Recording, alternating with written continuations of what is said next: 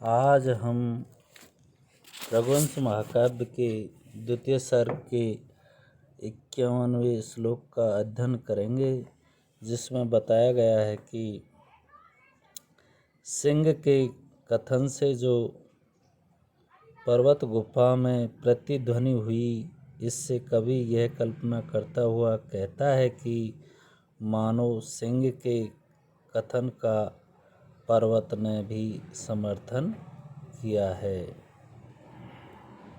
जैसा कि इस श्लोक में बताया है, एतावत् उक्त्वा विरते मृगेन्द्रे प्रतिस्वनेनास्य गुहागतेन सुलोच्योऽपि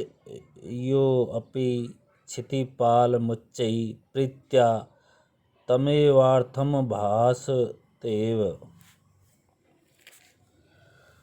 अर्थात मृगेंद्र सिंह के एतावत इतना उक्त्वा कहकर विरते सति चुप हो जाने पर गुहागतेन अश्च प्रतिस्वनेन गुफा में व्याप्त इसकी प्रतिध्वनि से सिलोच्चयः अपि पर्वत ने भी प्रीत्या प्रेम पूर्वक तम एव अर्थम उसी बात को क्षितिपालम राजा से उच्चई अभाषत इव मानो उच्च स्वर से कहा। अर्थात कहने का तात्पर्य है कि सिंह के इतना कहकर चुप हो जाने पर गुफा में व्याप्त इसकी प्रतिध्वनि से पर्वत ने भी प्रेम पूर्वक उसी बात को राजा से मानो उच्च स्वर में दोहराया हो। प्रस्तुत श्लोक में उत्प्रेक्षा अलंकार है और उपजाति छंद का प्रयोग किया गया है। इससे अगले श्लोक में सिंह को पुनः उत्तर देने को प्रस्तुत हुए राजा का वर्णन करता हुआ कवि निम्न श्लोक में कहता है कि निशम्य देवानुचरस्य वाचम मनुष्य देवः पुनरपि वाच धेन्वा तदध्यासित कातरक्षा निरीक्ष्यमाणः सुतराम दयालु। देवानुचरस्य शिव के सेवक सिंह के वाचम निशम्य वचन सुनकर मनुष्य देवः मनुजेश्वर दिलीप ने तदध्यासित कातरक्षा धेन्वा सिंह के द्वारा आक्रांत होने से भयभीत नेत्रों वाली गौ नंदिनी के द्वारा निरीक्ष्यमाण है देखा जाता हुआ अतएव सुतराम दयालु अत्यंत दयालु होकर पुनः अपि वाच फिर भी कहा। कहने का तात्पर्य है कि शिवानुचर सिंह की बात सुनकर मनुजेश्वर दिलीप ने सिंह के द्वारा आक्रांत होने से भयभीत नेत्रों वाली धेनु के द्वारा देखा जाता हुआ फलतः अत्यधिक दयालु होकर पुनः कहा।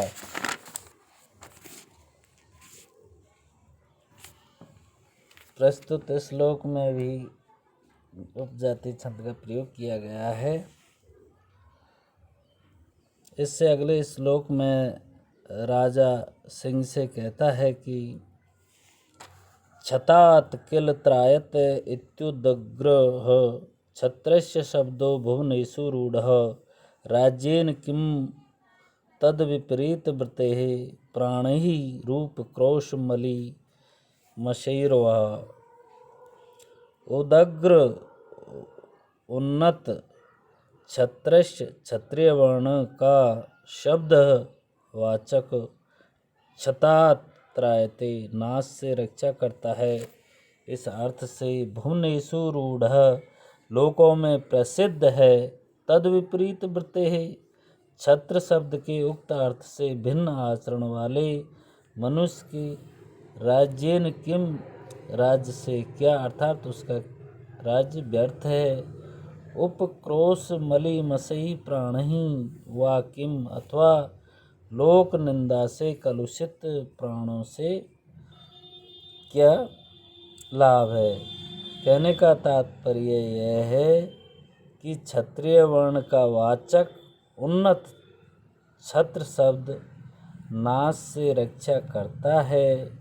इस व्युत्पत्ति से लोकों में प्रसिद्ध है, इसलिए क्षत्रिय को छत्र कहा जाता है। यह सब जानते हैं। छत्र शब्द के इस अर्थ से भिन्न आचरण करने वाले व्यक्ति के राज्य से अथवा लोक निंदा से कलुषित प्राणों से क्या, अर्थात ऐसे क्षत्रिय राजा का राज्य एवं उसके प्राण भी व्यर्थ ही है।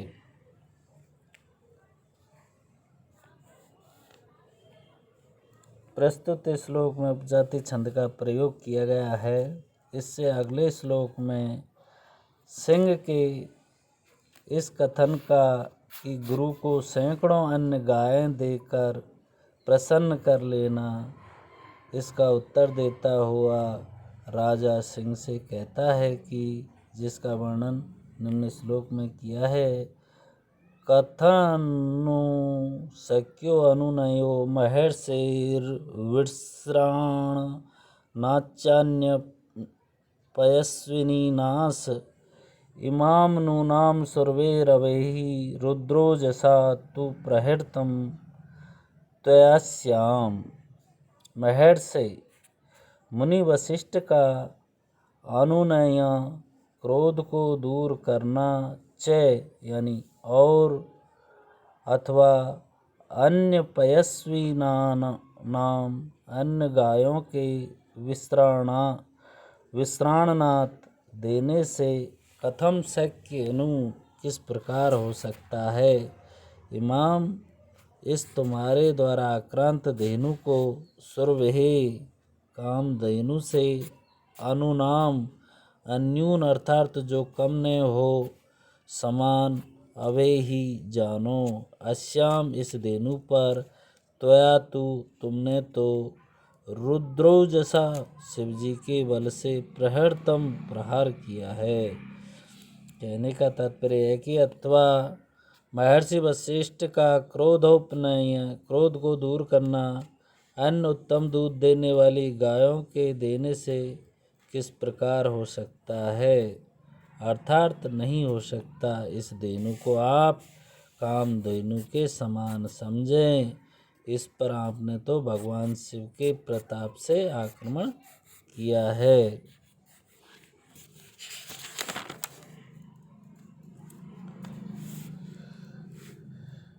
इससे अगले श्लोक में राजा दिलीप सिंह से कहते हैं कि सेयम स्वदेहार्पण निष्क्रियेण न्याय मया मोचितुं भवत् न पारणाशात् विहता तवेवं भवेत् लुप्तश्च मुनेः क्रियार्थम। सायम जिसका वर्णन प्रस्तुत है, ऐसी यह गाय मया मेरे द्वारा स्वदेहार्पण निष्क्रियण अपने शरीर दान के बदले में भवतः आपसे मोचितुम छुड़ाने के लिए न्यायोचित है। एवं इस प्रकार तब पारणा तुम्हारा वृतांत भोजन विहता न सात नष्ट न होगा। मुनि क्रियार्थः च मुनि वशिष्ठ का होमादि रूप प्रयोजन भी आलुप्तः भवेत् नष्ट न होगा। प्रस्तुत वर्णन वाली यह धेनु मेरे द्वारा अपने शरीर के अर्पण रूप निष्क्रिय अर्थात बदले में आपसे छुड़ाने योग्य है।